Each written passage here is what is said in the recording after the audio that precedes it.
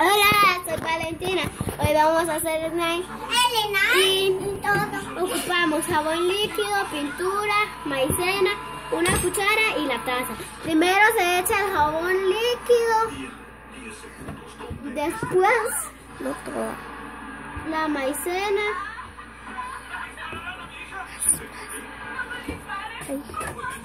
y después revolvemos.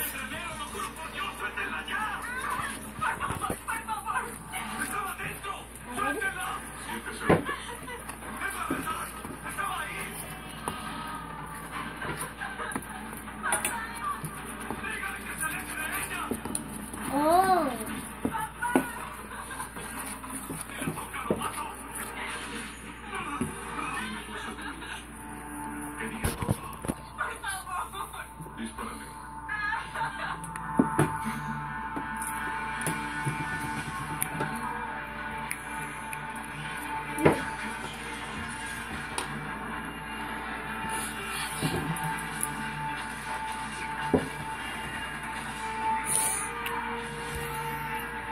Y lo agarramos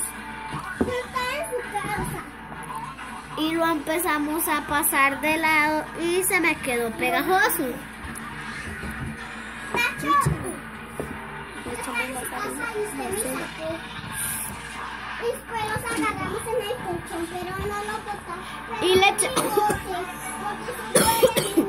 Y le echamos un poquitito de harina. Digo maicena, es que me confundo, perdón.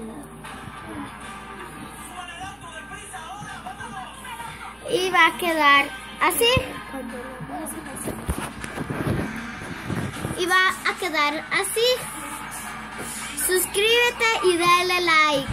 Chaito.